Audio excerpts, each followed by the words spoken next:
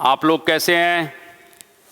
आप लोग सभी लोग बढ़िया तरह से कुल मिला के अपने काम में लगे होंगे, परिश्रम कर रहे होंगे, मंजिल तक धीरे धीरे पहुंच रहे होंगे। आज मैं कहीं ना कहीं निश्चित रूप से थोड़ा सा मैं आया हूं कि आप लोगों को कुछ प्रेरित करने वाले व्यक्तित्व के साथ मिलवाऊं, क्योंकि मेरा तो मानना है कि व्यक्ति को दुनिया में कहीं ना कहीं आगे बढ़ते रहना चाहिए। और संसार में मैं बार बार कहता रहता हूं कि परिश्रम का कोई भी विकल्प नहीं है। जिंदगी की असल उड़ान अभी बाकी है, जिंदगी के कई इम्तिहान अभी बाकी हैं।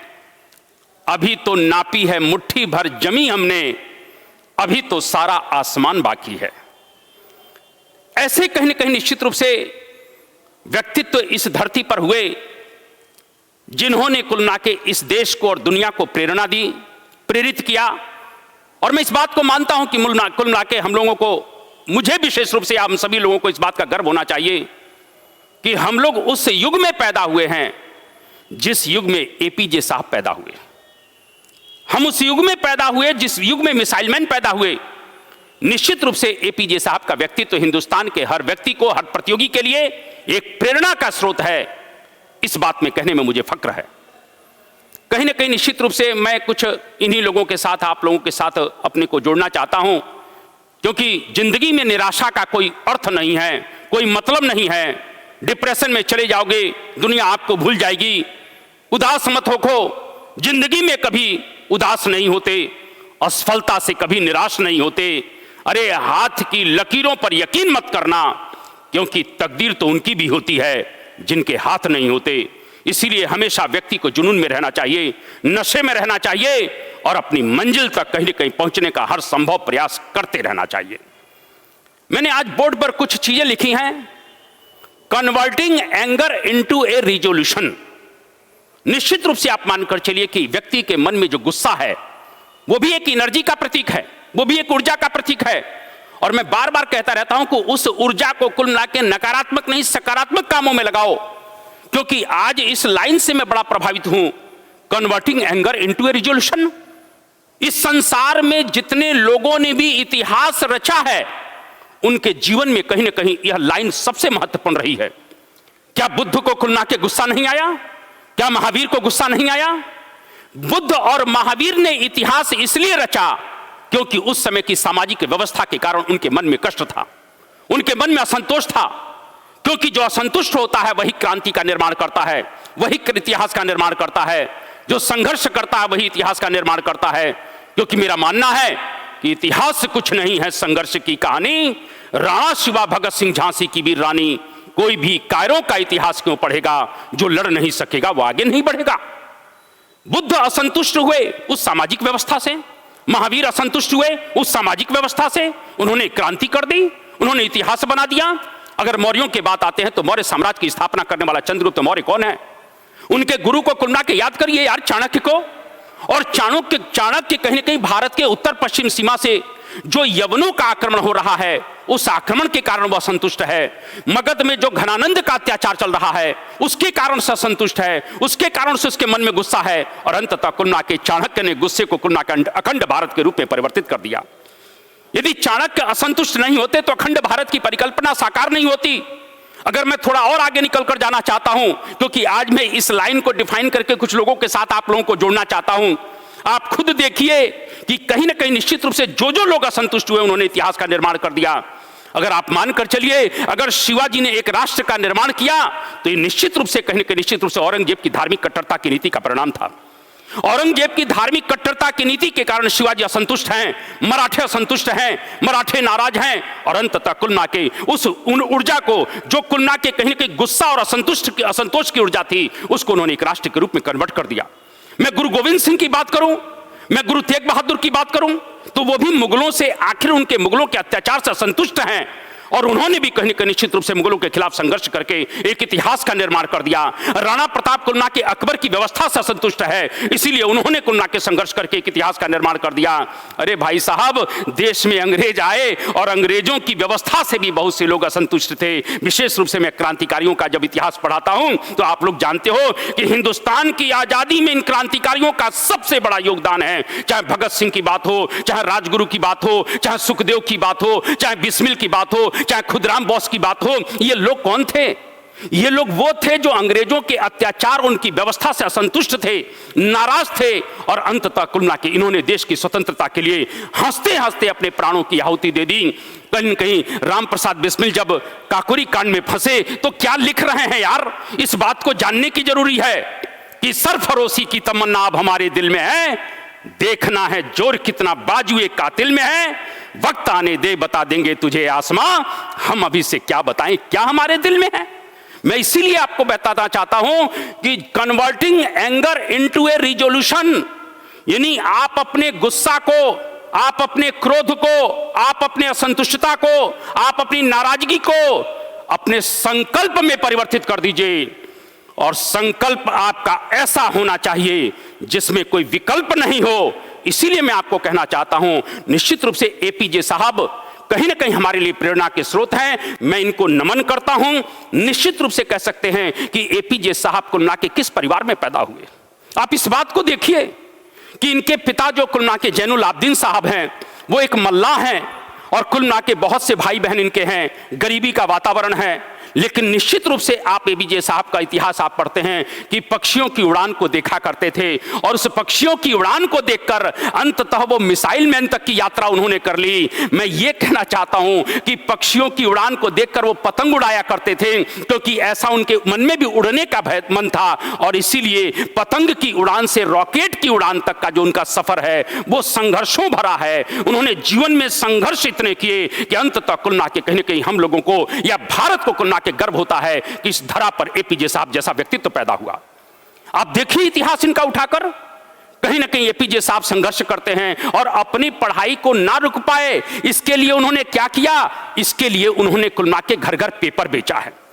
उन्होंने गली गली मोहल्ले मोहल्ले पेपर बेचा, जिससे मेरी कुल मिला के कहीं ना कहीं आमदनी 2 पैसे की हो और तब मैं अपनी पढ़ाई को आगे जारी कर सकूं। अंततः कुल मिला के धीरे धीरे पढ़ते हुए आपको मालूम होना चाहिए कि मद्रास इंस्टीट्यूट ऑफ टेक्नोलॉजी में जब इनका एडमिशन होता है तो एडमिशन के लिए इनके पास फीस नहीं है, तो इनकी जो बहन थी उन्होंने अपने सोने के जेवर बेचे और बेचने के बाद जब इनका एडमिशन हुआ तो वहां पर कुल मिला के उन्होंने परीक्षा पास की, जिसके पश्चात अंततः कुल मिला के इनको स्कॉलरशिप मिलती है और इस स्कॉलरशिप के कारण अंततः कुल मिला के अपनी MIT की परीक्षा को क्रॉस करते हैं, यानी पास करते हैं और पास करने के पश्चात हिंदुस्तान के कुल मिला के उस यात्रा पर निकल पड़ते हैं जो कहीं ना कहीं हिंदुस्तान की सुरक्षा के साथ जुड़ा था, हिंदुस्तान के कुल मिला के कहीं ना कहीं शान के साथ जुड़ा था, हिंदुस्तान के आन बान शान के साथ जुड़ा था और उसका नाम कुल मिला के कहीं ना कहीं हिंदुस्तान की सुरक्षा में कुल मिला के इनका इतना बड़ा योगदान है कि इनको मिसाइल मैन के नाम से जाना जाता है। मैं इसीलिए कहना चाहता हूं कि कहीं ना कहीं इनकी यात्रा कहां से शुरू हुई और कहां तक पहुंची, यानी फर्श से अर्श तक वो पहुंचे। और कहीं ना कहीं एपीजे साहब कहा करते थे कि स्वप्न वह नहीं है जो सोने के बाद आए, स्वप्न तो वह होता है जो सोने ही ना दे। इस प्रकार से मैं कहना चाहता हूं कि एपीजे साहब हमारे लिए हमेशा प्रेरणा के स्रोत बने रहेंगे। अरे क्यों जमीन पर बैठकर आसमां देखता है, क्यों जमीन पर बैठकर आसमां देखता है, अरे पंखों को खोल जमाना उड़ान देखता है। ये एपीजे साहब का कहना है। मैं कहीं ना कहीं एपीजे साहब एक बड़ी सुंदर बात कहा करते थे कि कुछ पक्षी जब बरसात होती है ना तो वो घरोंधा ढूंढते हैं, किसी घोंसले में भागते हैं, लेकिन उसमें इन पक्षियों में एक पक्षी बाज है जो उस बादलों से ऊपर चला जाता है, उस कुल मिला के बारिश से ऊपर चला जाता है। मेरा कहने का मतलब यही है कि समस्याएं अगर हैं तो उन समस्याओं से निपटिए, क्योंकि संघर्ष का नाम ही इतिहास है और इतिहास का नाम ही कहीं ना कहीं निश्चित रूप से संघर्ष है। मैं यही बात आपको कहना चाहता हूं। एपीजे साहब के साथ साथ हमारे जीवन में कुछ लोग और भी आए, थोड़ा सा उनको अगर पढ़ा जाए तो कुछ और बड़े महत्वपूर्ण व्यक्तित्व हमारे जीवन में आए हैं और कहीं ना कहीं निश्चित रूप से मेरा आज मन हुआ कि क्यों नहीं मैं इन लोगों को लेकर आपके साथ जुड़ूं। हिंदुस्तान के इतिहास में कुल मिला के बिहार के गया जिले के रहने वाले हैं जिनका नाम है, पूरे भारत में नहीं दुनिया में माउंटेन मैन के नाम से फेमस हुए, जिनको हम दशरथ माझी कहते हैं। और दशरथ माझी साहब कुलना के कहीं ना कहीं बिहार के गया जिले के एक छोटे से गांव में पैदा हुए, लेकिन उनके जीवन में एक ऐसा इंसिडेंस आया, एक ऐसी घटना घटित हो गई जिसके कारण से उनके मन में एक असंतोष पैदा हुआ। और वो लाइनें इनके ऊपर भी चरितार्थ हो गई कि कन्वर्टिंग एंगर इनटू ए रिजोल्यूशन। इनके मन में बड़ा क्रोध आया, क्योंकि एक दिन की बात है कि कहीं ना कहीं ये काम कर रहे थे और अंततः जो इनकी पत्नी फगुना जी थी वो अंततः इनके लिए भोजन लेकर पहुंची और पहाड़ से सरक गई और गिर गई और उनको बहुत ज्यादा चोट लग गई। अब इनका जो गांव था ना, वो एक पहाड़ के, जो ये पहाड़ को जिन्होंने इसके घमंड को चूर कर दिया है, इस पहाड़ के दूसरी तरफ इनका कुल मिला के कहीं ना कहीं एक तरफ इनका घर था और गांव था और दूसरी तरफ हॉस्पिटल थे, मार्केट थे। तो इस पहाड़ को घूम कर जाना पड़ता था, जिसकी यात्रा लगभग 55 किलोमीटर होती थी। आपको मालूम होना चाहिए कि कुल ना के अगर अपने गांव से बाजार ये जाते थे या इनके गांव के लोग जाते थे तो कुल ना के दिन भर लग जाता था। पत्नी घायल हो चुकी है, चोट लग चुकी है, अंततः पहाड़ को घूमकर जाते जाते में समय लग गया और बीच रास्ते में ही पत्नी कुल ना के उनका देहांत हो जाता है। इस घटना ने कुल ना के इस तरह से दशरथ माझी जी को एक झकझोर दिया, उनके जीवन में कुल ना के एक असंतोष पैदा कर दिया, एक गुस्सा पैदा कर दिया कि यदि ये पहाड़ बीच में नहीं होता तो निश्चित रूप से मैं आज अपनी पत्नी को बचा ले जाता। और इसीलिए उन्होंने प्रण किया कि कुछ नहीं, मेरा कोई साथ दे चाहे नहीं दे, मैं इस पहाड़ के कुलमा के गुरूर और अभिमान को चूर चूर कर दूंगा। और अंततः वो छेनी और हथौड़ा लेकर इस पहाड़ को तोड़ने के लिए लग गए। छेनी और हथौड़ा लेकर पहाड़ को तोड़ने लग गए। इनके मन में कष्ट था कि अगर इस पहाड़ अगर बीच में नहीं होता तो मैं अपनी पत्नी को बचा ले जाता। लोगों ने इनको पागल कहना शुरू कर दिया कि तो पागल हो गया है, ये बावरा हो गया है। और मैं बाबू बार बार कहता रहता हूं, इस संसार में जो लोग भी बावरे हुए हैं उन्होंने ही इतिहास का निर्माण किया है। मैं बार बार कहता रहता हूं, आप लोग भी बावरे बन जाओ यार, लेकिन किसके लिए बावरे बनो? अरे किताबों से मोहब्बत करो, किताबों से प्रेम करो, क्योंकि किताबों से मोहब्बत करोगे तो यार ये बेवफा भी होगी तो भी मुकद्दर बना देंगी, मेरा तो ये अनुभव है। और किताबों से प्रेम करोगे तो अपनी मंजिल को पाओगे, और अपनी मंजिल को पाओगे तो दुनिया तुमसे प्रेम करेगी। इसीलिए अगर आशिकी करना ही है तो अपनी किताबों से करो, अपने लक्ष्य से करो। इश्क करना ही है तो अपने लक्ष्य से करो। मेरा बार बार कहना है, ये इश्क नहीं आसान, इतना समझ लो तुम, ये आग का दरिया है और डूब के जाना है। इसलिए बार बार मैं कहता रहता हूं यार, अपनी मंजिल को, अपने लक्ष्य को मत भूलो। अरे इन लोगों को देखो, 22 वर्षों तक छेनी और हथौड़े का प्रहार करके अंततः इस पहाड़ के 2 टुकड़े कर दिए, बीच से रास्ता निकाल दिया।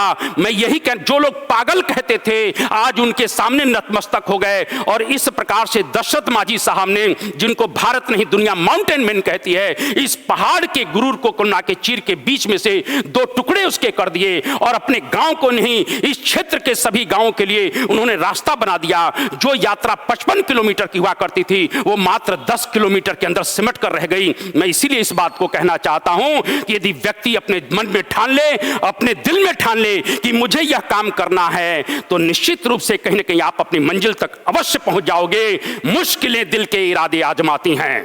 क्या साहब दिनकर साहब लिख गए, मुश्किलें दिल के इरादे आजमाती हैं, स्वप्न के पर्दे निगाहों से हटाती हैं, हौसला मत हार गिरकर ओ मुसाफिर, ठोकरें इंसान को चलना सिखाती हैं। यदि आप अपने मन में कुल ना के कहीं न कहीं ये बना चुके हो कि मुझे इस लक्ष्य को पाना है, आप डेफिनेट पाओगे। और मेरा ये मानना है कि सफलता एक दिन में तो नहीं मिलती है, लेकिन सफलता एक दिन जरूर मिलती है, यह मेरा मानना है। कहीं ना कहीं निश्चित रूप से इस बात को आप मानिए और अपने लक्ष्य के प्रति पूरी तरह से डिवोट बने रहिए। जिस प्रकार से दशरथ माझी जी का पूरा कंसंट्रेशन जो था वो पहाड़ को काटने में था, उसी प्रकार से हमारा भी कंसंट्रेशन अपने लक्ष्य के प्रति होना चाहिए। ना संघर्ष ना तकलीफ तो क्या मजा है जीने में, ना संघर्ष ना तकलीफ तो क्या मजा है जीने में।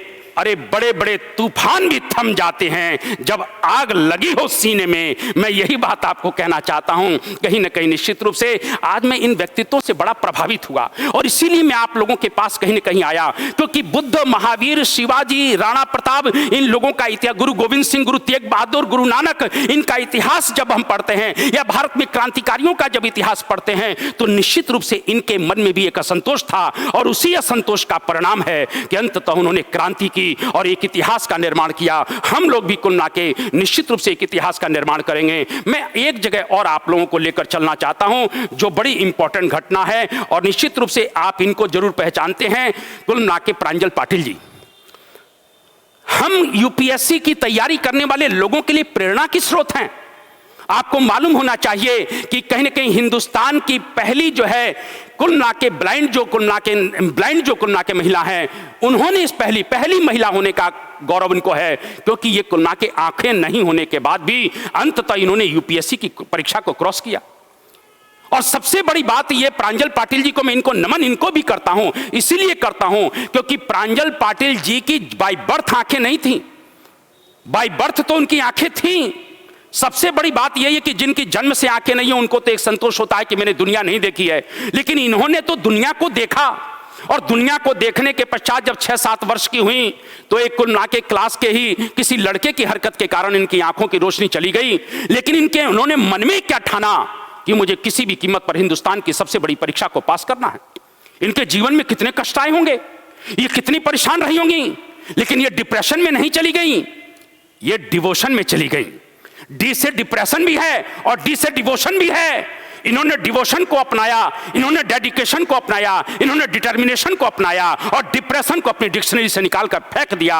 मैं यही बात आपको कहना चाहता हूं, हमें प्रांजल पाटिल जी पर गर्व होता है। इनकी आंखों की रोशनी भले चली गई, लेकिन इन्होंने हौसलों की रोशनी से अपने कुल मिला के संसार को एकदम जगमगा दिया, अपने जीवन को जगमगा दिया। इसीलिए आंखों की रोशनी की कोई जरूरत नहीं है, हौसलों की रोशनी की जरूरत है। अरे पंखों को खोल, जमाना उड़ान देखता है, पंखों को खोल, जमाना उड़ान देखता है। सपने उन्हीं के साकार होते हैं जिनके सपनों में कुल मिला के ताकत होती है, जिनके सपनों में जान होती है। मैं यही बात आपको कहना चाहता हूं। प्रांजल पाटिल जी 2016 की यूपीएससी की परीक्षा क्रॉस करके और इस समय केरल में डीएम के पद पर तैनात हैं। इस प्रकार से मैं यह कहना चाहता हूं, चाहे कोई भी व्यक्तित्व हो, चाहे एपीजे साहब की बात हो, चाहे माउंटेन मैन साहब की बात हो जिन्हें दशरथ मांझी कहते हैं, चाहे प्रांजल पाटिल जी की बात हो, और चाहे अभी आपने लॉकडाउन के दौरान देखा होता कि हिंदुस्तान के बहुत से मजदूर लोग हजारों हजार किलोमीटर की यात्रा करके अपने गांव तक पैदल पहुंचे थे।